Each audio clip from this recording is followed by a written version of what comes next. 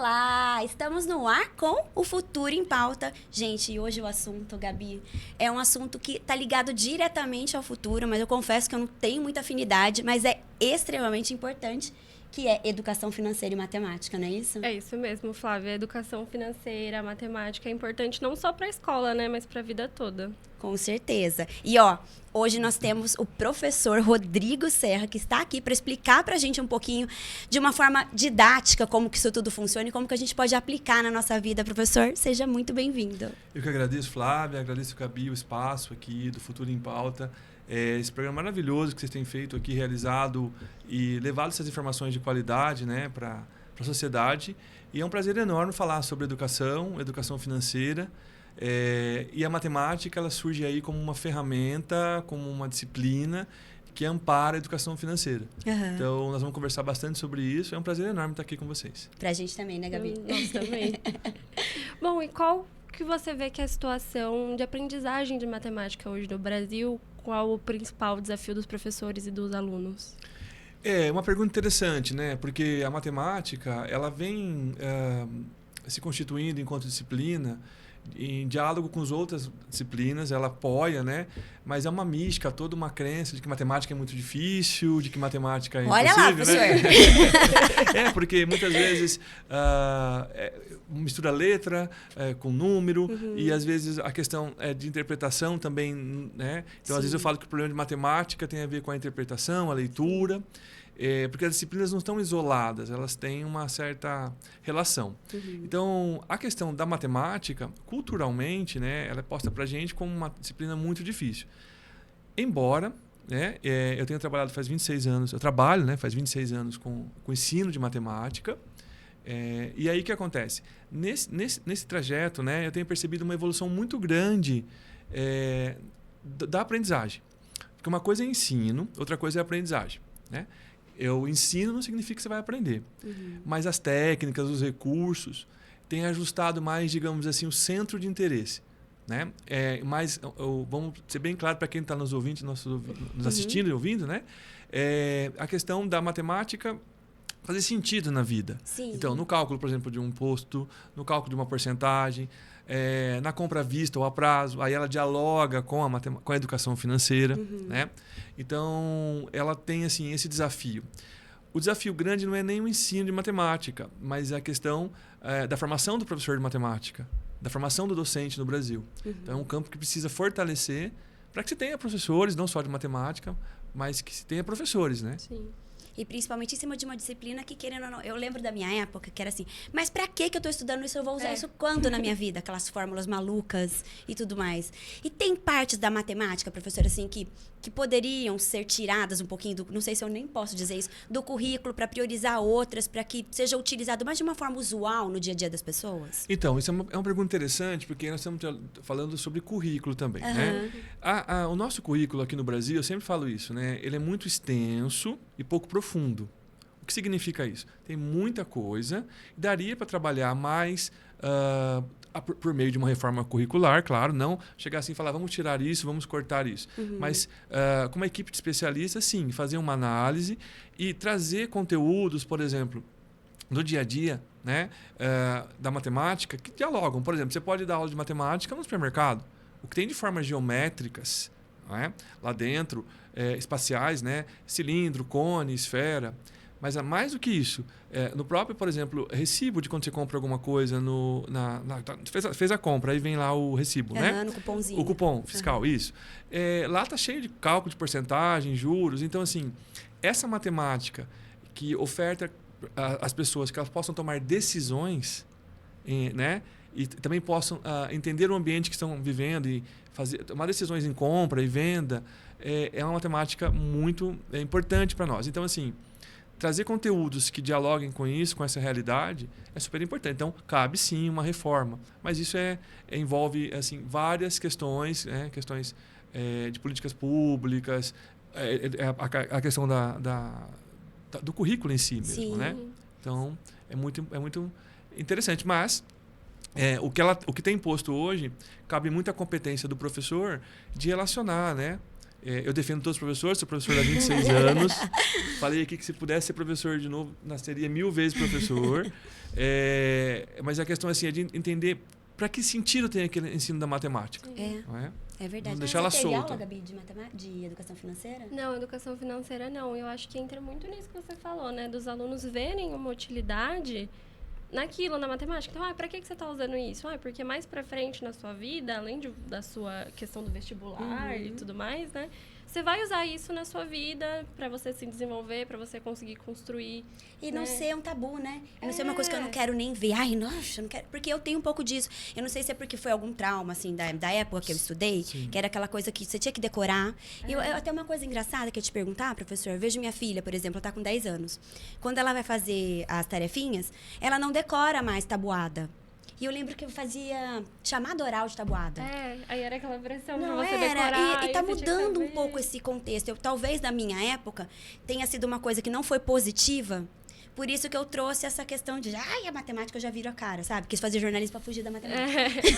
Mas veja, então, o que nos revelam essa experiência com a sua filha, né? Que o ensino tem mudado, Sim. Os processos de aprendizagem mudaram, porque as crianças e os jovens de 10 anos atrás não são os mesmos. Mas isso, dentro de educação, a gente sempre pensa assim, é necessário em educação o par transformação e conservação. Então, é conservar aquilo que deu certo e transformar aquilo que é necessário, que precisa ser transformado.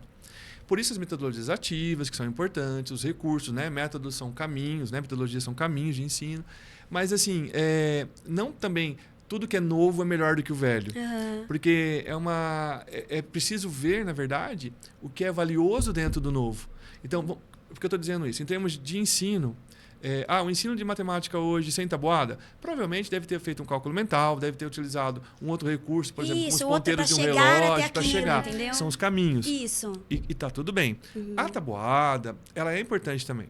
Então, você está querendo dizer assim, que tipo, tem pontos que a gente precisa decorar mesmo, porque isso daí funciona, e tem pontos que são outras metodologias que vão ser mais significativas. Isso. E assim, não também privilegiar muito a memória, só a memória. Decorar. Porque achava, eu sei muito matemática, eu sei todas as tabuadas, eu sei as contas. Não, calma. Matemática, ela transcende isso. É a capacidade também de usar os recursos que você tem para resolver situações e problemas no cotidiano. Senão não tem sentido. Sim. Né? Então, assim, agora, a educação financeira, entrando um pouquinho nesse tema, ela não é só matemática. Ela vai para o âmbito da educação. Então, quando a gente pensa na educação, dentro da palavra educação, tem o quê? A ação. Então, toda educação é uma ação, mas tem que ser consciente. De pegar aquela criança pequenininha, que entra na escola. Para quê? Para realizar os projetos, o projetar-se, o lançar-se, né? Mas em busca da autonomia. Então, realizar os projetos e viver a cidadania, né? Desenvolvendo a autonomia. Essa é a função da educação, sobretudo a educação básica. Então, realização de projetos, vivência da cidadania, né? E buscar a autonomia. Agora, dentro da escola, que é um espaço importantíssimo, né? Sem dúvida alguma, precisamos defender esse espaço. Você tem as múltiplas disciplinas, que são um meio para o desenvolvimento de competências. E entra a questão da educação financeira. De que idade? A partir de que idade? Pode ser de criança, né? A partir do momento que ela entenda a ideia de valor. Então, quando a gente pensa na educação financeira, é essa ação consciente que engloba a ideia de valor, quanto custa. Você dá um celular para uma criança, quanto custa? Né? Que não se deve, aliás, dar celular para uma criança, né? Mas você dá uma ela bolsa. tem ideia de que não pode derrubar, jogar aquilo, porque aquilo tem um valor. Exatamente, né? ou uma bolsa. Ela querer um brinquedo e ela ter que se esforçar, né? Juntar o dinheirinho dela, saber o valor daquilo. Isso, Gabi. Então, a gente está implicando a ideia de valor, né? De consumo consciente, aí de criança um pouco mais velho, não consumir por impulso. Sim. Eu vou comprar porque eu mereço. Sai comprando, né? Porque a pergunta que você deve fazer em educação financeira é: estou realmente precisando disso? Se não estou, é difícil educar-se financeiramente. Como é que a gente aplica isso na prática, professor? Pois é, então, desde criança, se a gente começa... Porque educação tem tudo a ver com educação e educação financeira. A educação não é um processo que você fala assim, aprende agora, ou é forçado. Você tem que, desde, né, ir trabalhando a conscientização por meio dos projetos, do diálogo. Então, o diálogo é fundamental. E a família tem um papel importante nisso. Né?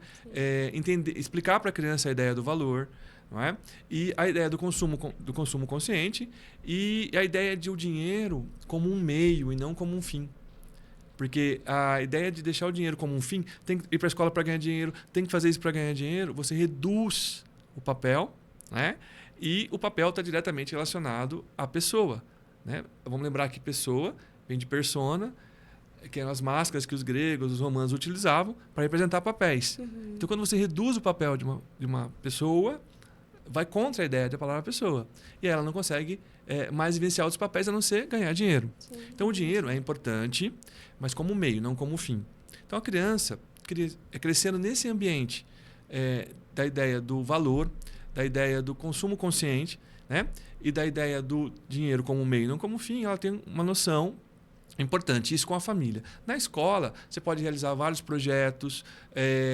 Você pode, por exemplo, está tendo um projeto que eu estou coordenando agora na escola, que eu trabalho, que você... as crianças vão visitar um local e vão fazer compras e vão ver os preços das coisas, vão analisar o cupom fiscal, ou mesmo criar dentro da escola um ambiente. Porque nossas crianças de hoje, para todos que nós estamos vendo, eles não têm noção do que é o dinheiro físico. Sim, Porque eles escutam o quê? Pix, cartão. transferência, cartão. Muitos deles nunca viram. Então, as escolas, por meio dos projetos, conseguem trabalhar a ideia da história das notas, das moedas, entra com história. Então, assim, são os projetos. Para nós, depois adultos, né, fica muito mais fácil, e a nossa saúde mental também agradece, né, quando a gente consegue lidar melhor com o dinheiro. Porque nós não tivemos eu não tive esse tipo de educação. Eu também não. Aliás, nas escolas não tem, né? Não tinha, e hoje que tem começando os projetos maravilhosos como esse. Mas não faz parte da grade, né, professor? Ele está dentro da base curricular comum, né? Isso. A Base Nacional Curricular a Base Nacional Comum Curricular. E ela... para fazer as matérias transversais, mas ela não faz parte, não é uma disciplina que é obrigatória, né? Existe um projeto que ela se seja torne obrigatório, mas assim, em educação, nada é por canetada. Tá. Você vai lá e fala, agora é obrigatório. É importante ter um documento, guia, como a Base Nacional Curricular Comum, mas é preciso uma conscientização de toda a sociedade e toda a área educacional de que empreendedorismo, educação financeira, projeto de vida...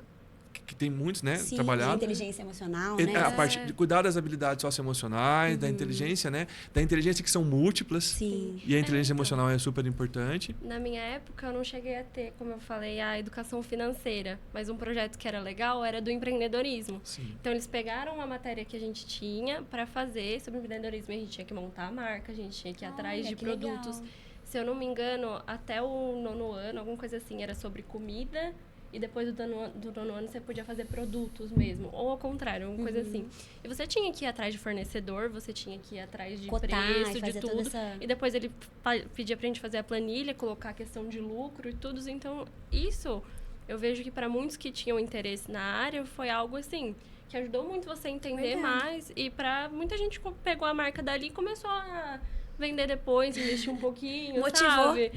Porque a gente teve que criar Instagram, teve que fazer tudo. Então, motiva, às vezes, ali alguém achar um propósito, ou mesmo você entender e ter noção, que nem você falou, do valor, né? Para uma criança entender quanto vale fazer e quanto vale comprar. Por isso que é importante os projetos nas escolas.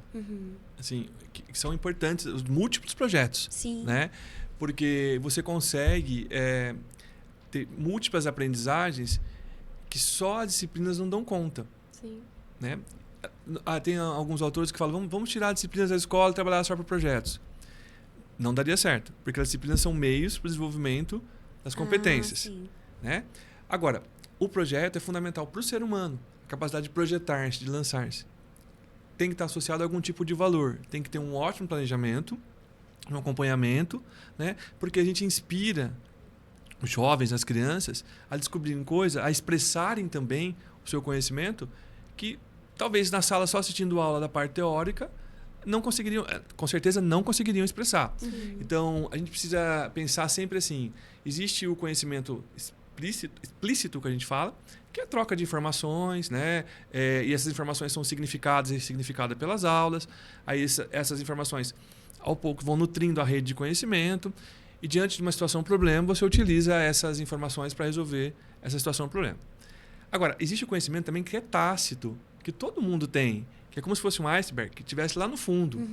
E a competência do gestor, com seus professores, em trazer esse conhecimento tácito por meio dos projetos, é o que faz com que a gente tenha essa possibilidade de expressão melhor ou maior ou mais intensa dos conhecimentos. Né? Então, os projetos são fundamentais.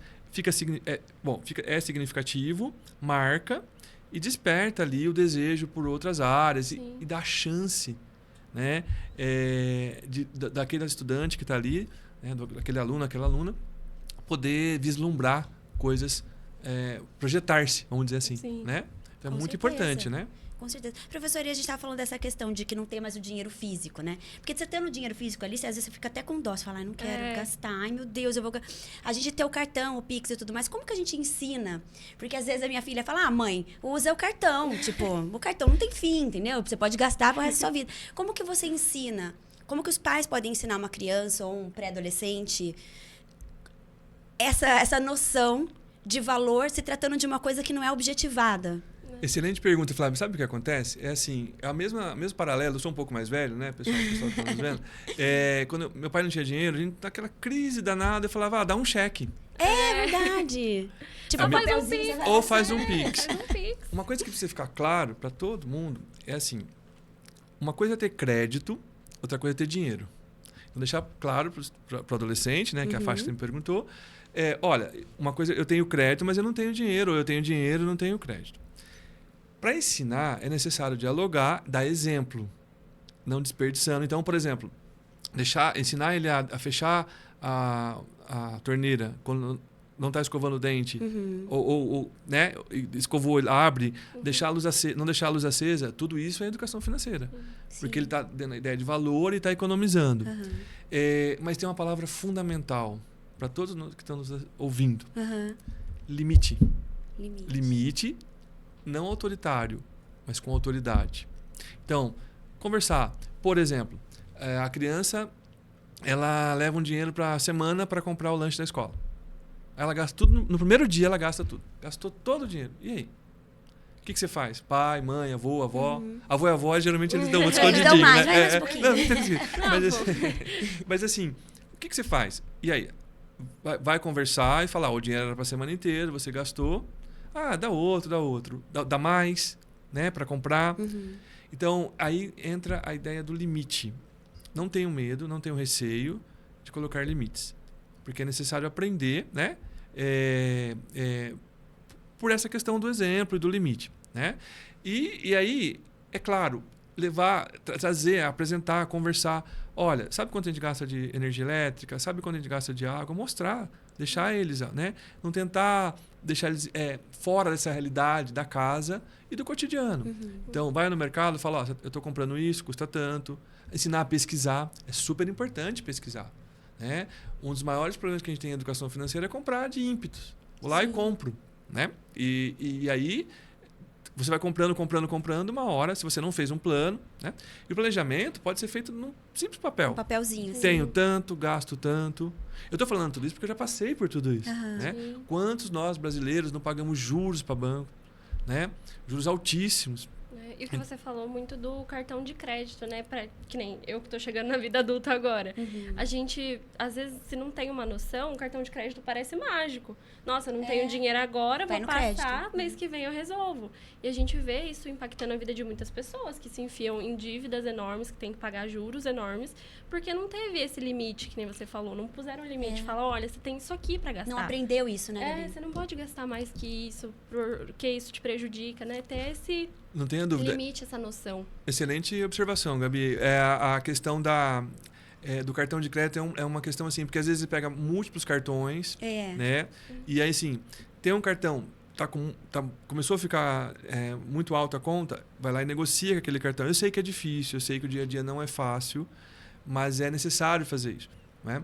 E a questão também, assim, de saber o quanto pode, o quanto não pode, se paga a fatura total do cartão. O cartão de crédito é muito importante, e ele tem uma função importante para compras parceladas, se você consegue pagar sempre o valor.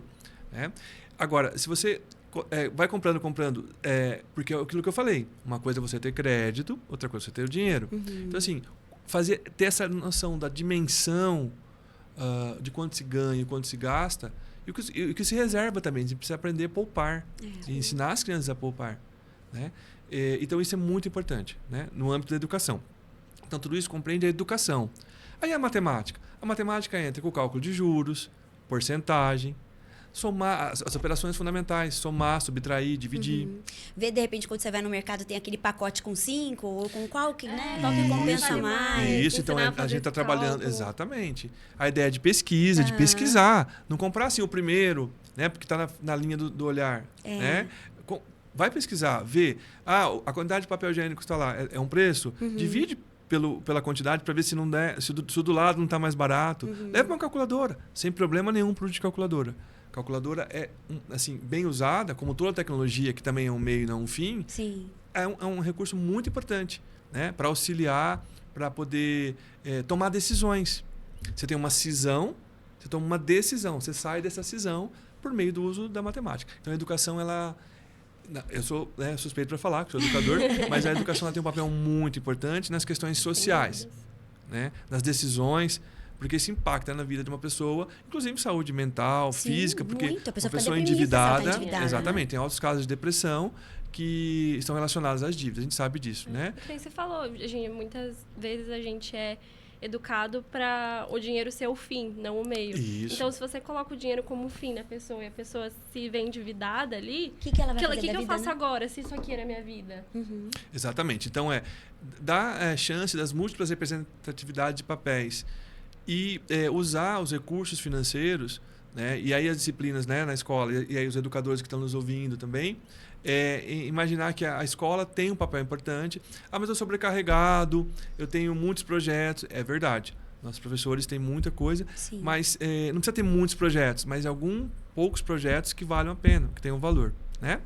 E isso tudo tem a ver com essa possibilidade de dar a chance da expressão dos papéis, para as pessoas poderem viver cidadania, decidir se compra à vista ou a prazo, que as crianças ouvem isso. À vista ou a prazo? Crédito ou débito? Crédito ou débito, é verdade. Então, no crédito e no débito é um bom momento para esclarecer para eles o que é débito e o que é crédito. Sim.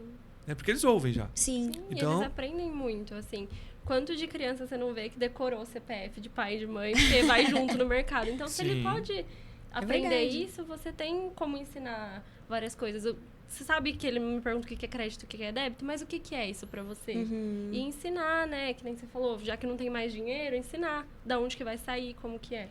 Porque eles não estão vendo palpável, você tem que dar um contexto Antes pra ele, vinha, né? Tô tirando tanto, aí as crianças ficavam tristes, poxa, eu tinha uma nota, O agora eu tô com uma porquinho ali tá moedinha. esvaziando, o porquinho tá ficando vazio. E aí, agora como é que você mostra isso? Porque a criança vê, às vezes, a tela de um banco e fala, o que é isso? Não entendo isso. Exatamente. E aí, ensinar. Antes tinha muito banco imobiliário, né? Essas coisas que também virou cartão.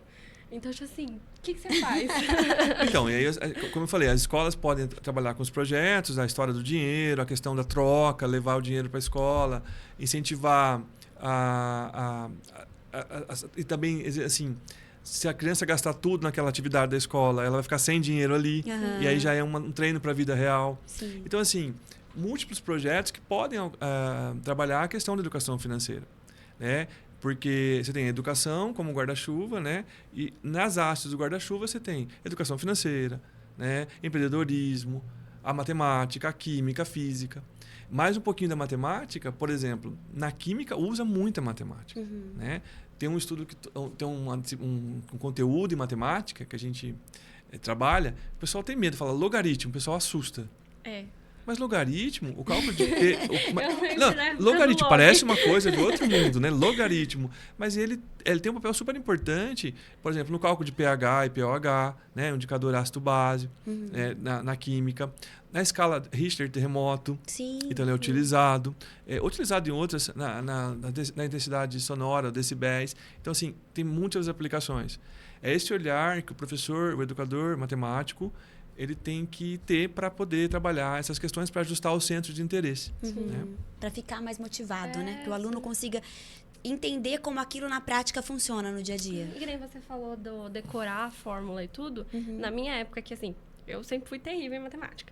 Para eu aprender matemática, o que me ajudava muito era meu irmão, que ele sempre foi muito bom em matemática, mas ele me explicar a origem daquilo. Então, por exemplo, forma de geometria, isso aqui é aqui, porque o diâmetro do círculo, que é isso, é assim, isso faz assim, a física, explicar de onde que vem, igual você falou, da química, do logaritmo, das escalas.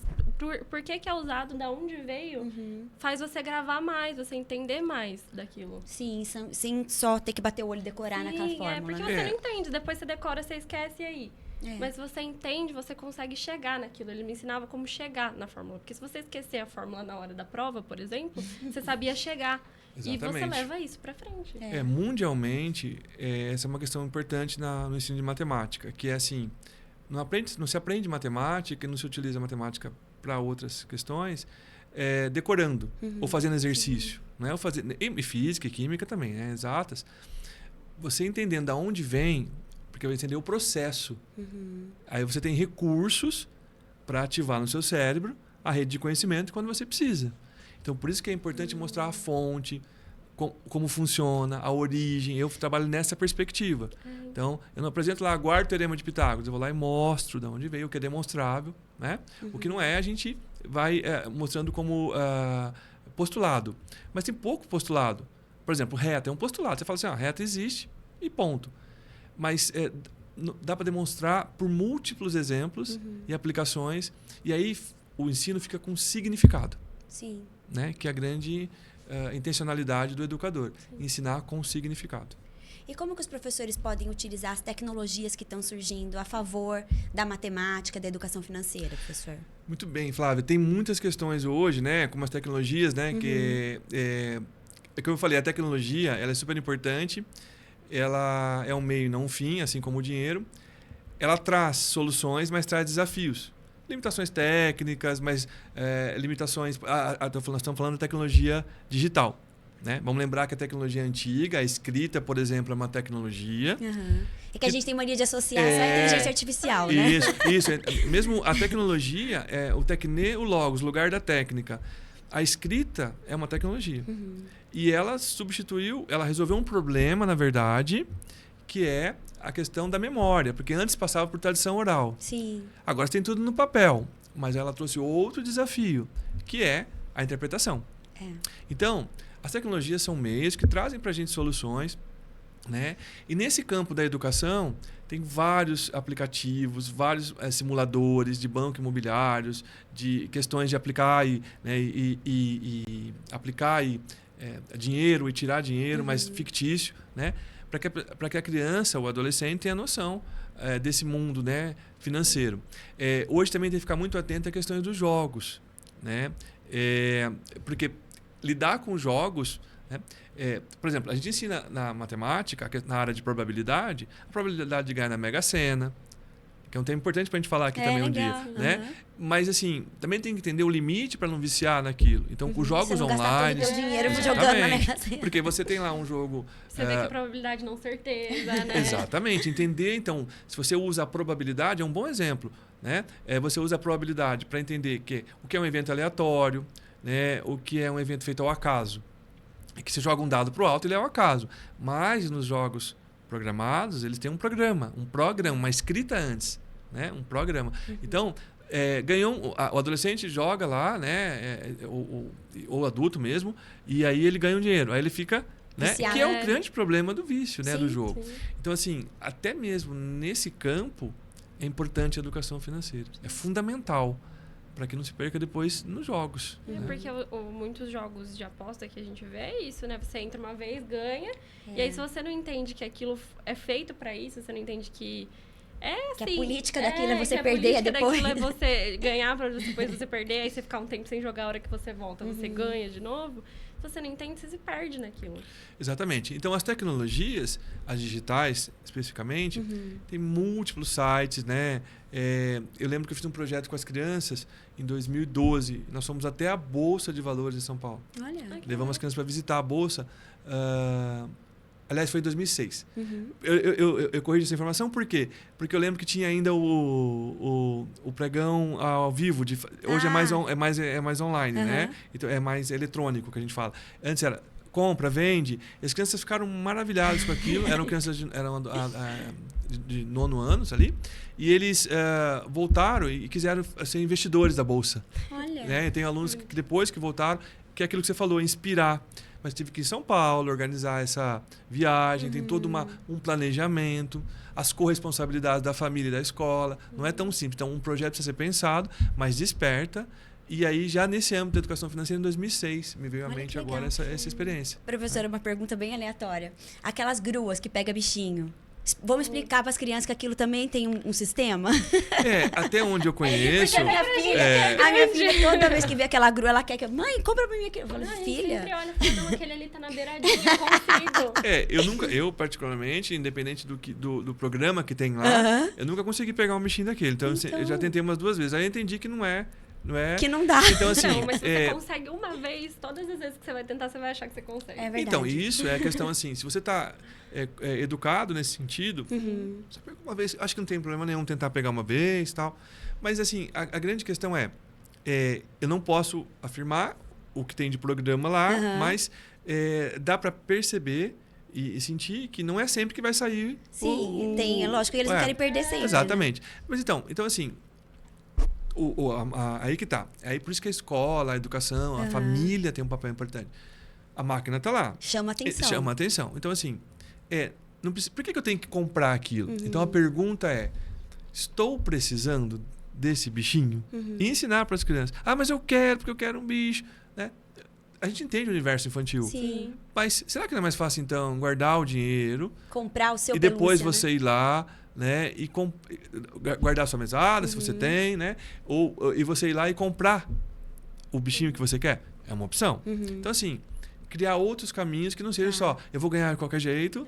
Até E aí... porque causa frustração, uma frustração, né? A criança sai chateada. Então, as frustrações, elas são importantes para as crianças e para nós também, mas elas têm que ser assim... Por exemplo, a primeira frustração que eu tive foi quando a gente, acho que todos nós que fomos um pouco mais velhos, assim, plantamos um feijãozinho no algodão. Né? E aí o feijão nasce, depois ele morre. Então faz parte do universo, né? As questões que eu amo, né? Eu tenho uma cachorrinha adotada, dos animais de estimação. Que você cria um afeto super importante, né? Sou defensor de adotar os animais, de criar e cuidar. E eles trazem muito afeto. Depois, uma hora, eles partem. Sim. Então, lidar, né, com isso. Com a perda, com a perda, com as frustrações. Agora, no caso do jogo, como consequência de vício, ele está ocupando, está reduzindo o papel que nós falamos em educação.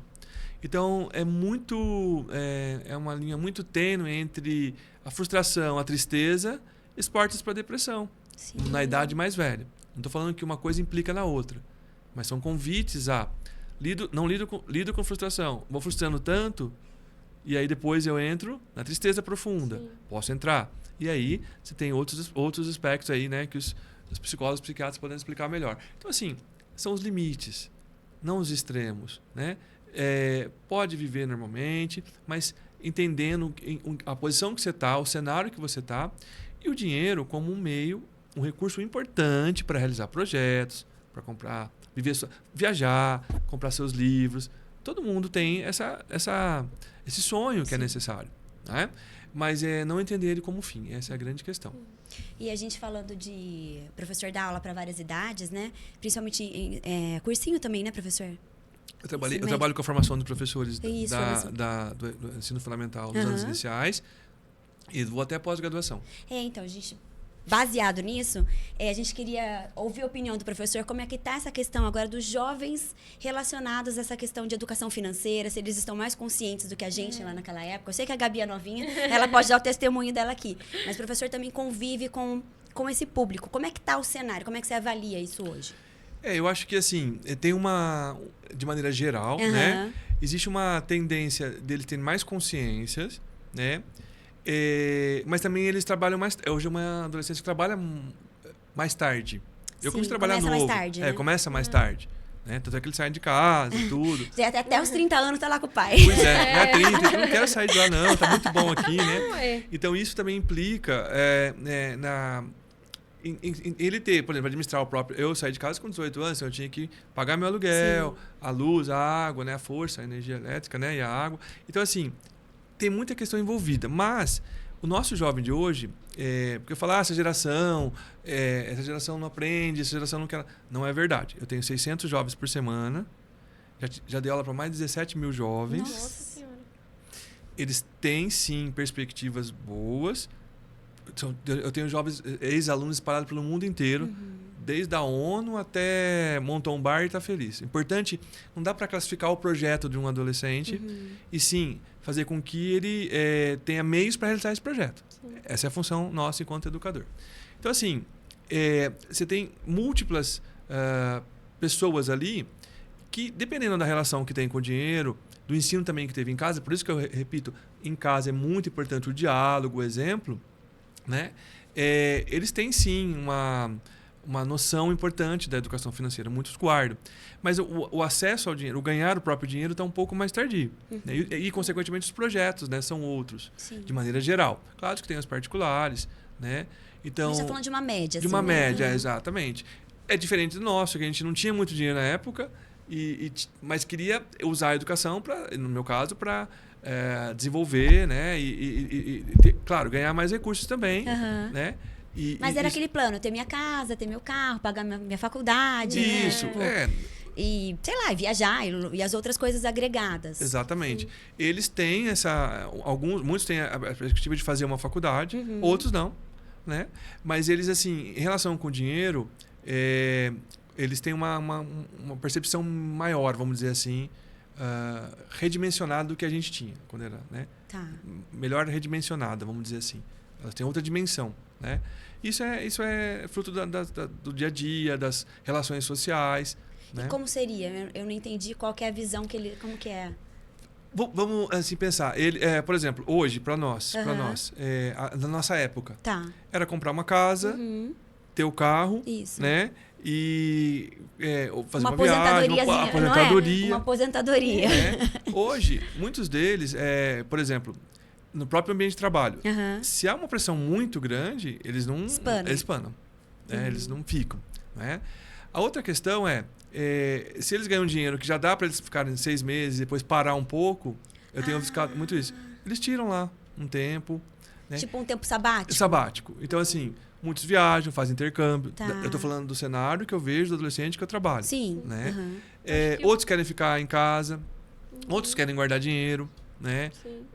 Enfim, tem várias perspectivas aí. Mas, assim, é bem diferente do nosso, claro, porque os tempos mudaram. Sim. E já não tem também aquela exigência de que eu tenho que trabalhar com carteira assinada, tenho que ter aposentadoria. Eles não pensam muito. Não sei, a impressão que eu tenho de que aquela visão muito de futuro não tem tanto, né? É uma coisa mais no momento. Então, exatamente. Eu acho que a síntese é essa. Eles estão mais no momento.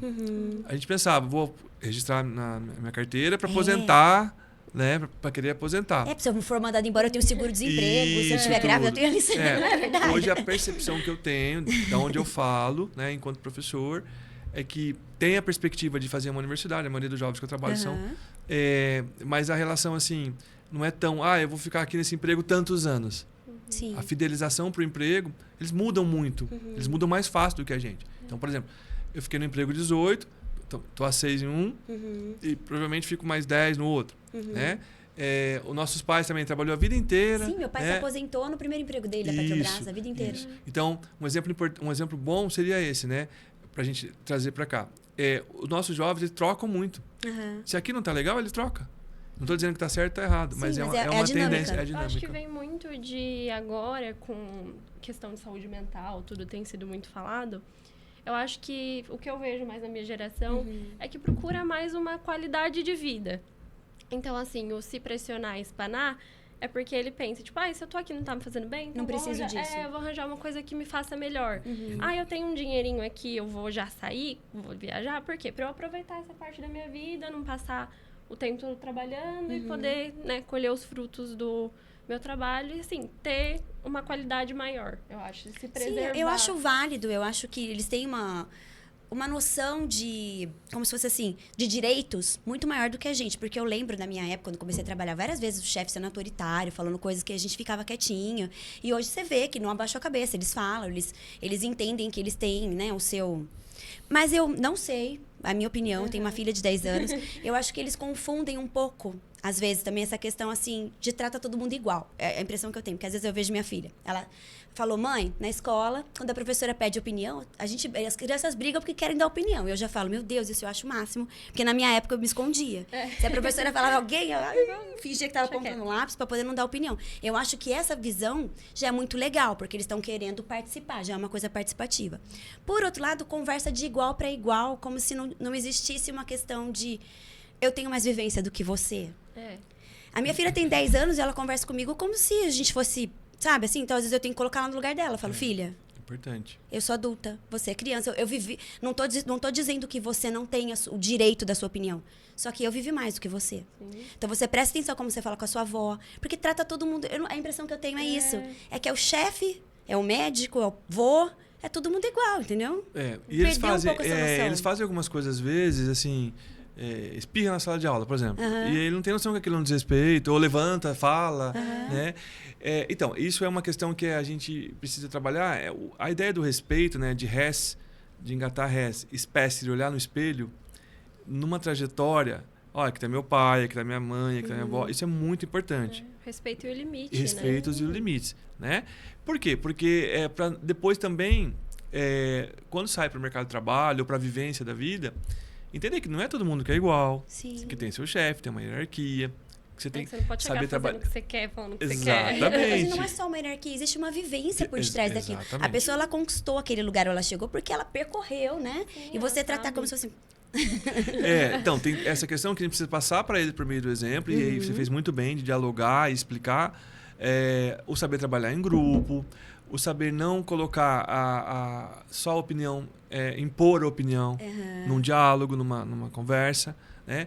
Porque às vezes eu percebo eles muito agitados, né? O excesso de tela também faz com que de informações, né? Mas assim, eu tenho uma pergunta que eu sempre faço. Em meio a tanta informação, onde está o conhecimento? É verdade. Que é uma ideia do T.S. Eliot, né? Ele tem um texto que chama The Rock, que é uma peça de teatro, na verdade, né? E o Eliot, ele traz isso. Onde está o conhecimento em meio a tanta informação? E eu gosto de complementar essa frase dele, dizendo, onde está a sensibilidade e o mundo de tanta velocidade?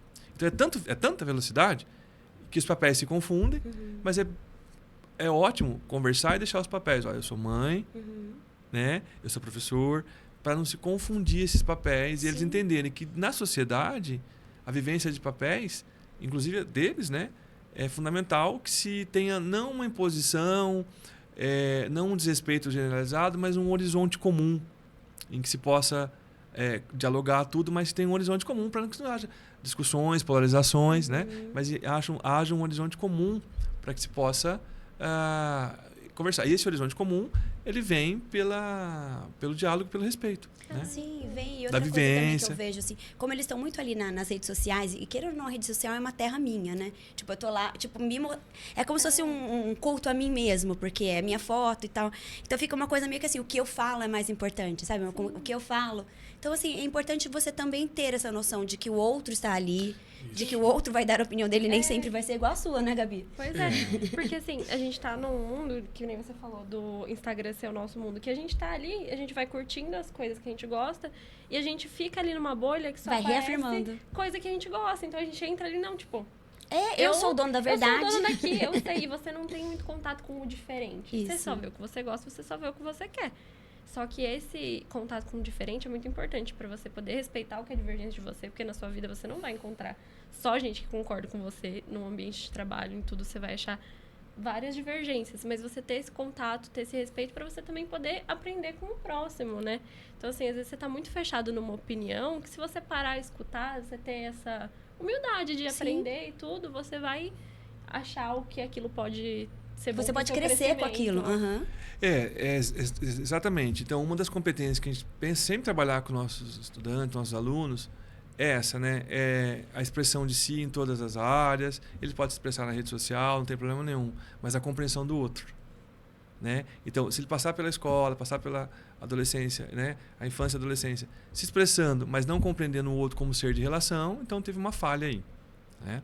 A outra é a capacidade de argumentar e analisar, mas também decidir. Porque se argumenta, né? E não decide. E um outro par de competências fundamentais para a educação é a capacidade de entender contextos e extrapolar contextos. Então, você entende o contexto e extrapola o contexto.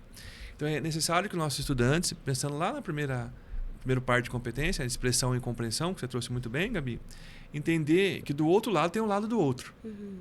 Né? E que os argumentos e que a palavra emitida ou a escrita, você tem responsabilidades sobre aquilo. Né? Porque dar uma resposta vem do mesmo radical da palavra responsabilidade, responsare. Então, quem responde, dá uma resposta, teve responsabilidade. Né? Então, o conflito antes, década de 60, 70, 80, era o ser e o ter. Eu sou uma coisa e tenho outra, né? e quero ter outra. Hoje o conflito está entre o ser e o parecer que é. É verdade. E as redes sociais potencializaram isso. Então, assim, há um mundo de vivências fora das redes. Você, jovem, que está nos ouvindo, né? Os pais também, não tem problema nenhum se expressar, mas use as redes para fazer coisas boas. Né? Essa é a ideia. É a sugestão minha como professor, enquanto educador. Não, é ótimo, né? Aqui, ó, o Lucas está soprando aqui no meu ouvido, que a gente está falando muito. Lucas, a gente vai ter que deixar para um próximo aqui episódio. O pai já falou que o papo tá ótimo, mas a gente tá falando muito. Vamos, professor, então a gente já te convida para voltar. Vamos falar sobre educação em geral, né? Não vamos, dessa vez a gente está explicando mais essa questão de matemática, educação financeira, mas da próxima vez a gente faz um bate-papo de educação em geral, para a gente trazer mais pontos aqui. E já de antemão queremos te agradecer pela sua presença. Eu que agradeço. Vocês são super simpáticas. Me senti super acolhido aqui. Que bom. Né? A toda a equipe. E é isso. Vamos falar sobre educação, né? Educação financeira, educação como um todo, essa ação consciente que é importante. Né? A defesa da escola, que tem uma função social importantíssima. A escola precisa ser defendida e fortalecida, né? Não há assim, lugar no mundo inteiro em que não se tem uma pessoa que não saiba que a escola é importante, né? Agora, esse espaço de aprendizagem, né?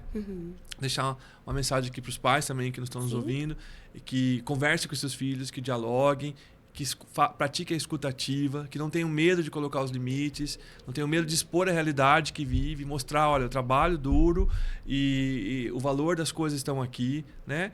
Mas é isso, estou aqui, fiquei muito feliz de estar aqui com vocês e estou à disposição. Quando vocês quiserem falar sobre educação, é um prazer enorme. Tá? E será convidado novamente. A gente vai colocar aqui na descrição do vídeo o Instagram do professor. Ele também é colunista de uma rádio em Campinas, né? Isso. Qual que é a rádio? A Rádio Brasil Campinas. Rádio Brasil Campinas. Tem o programa Caminhos da Educação, que são enxertos que fazem, né, na programação, sobre temas diversos. Ó, seu Instagram já está na tela aqui, o pessoal já está acompanhando. Muito obrigado, fiquem à vontade. Sigam e podem perguntar, né, professor? Podem perguntar, eu estou à disposição.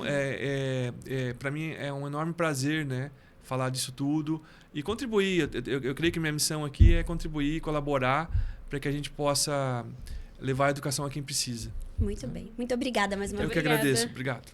E vocês aí de casa, continuem nos acompanhando, né, Gabi? Sim. E até a próxima. Até a próxima.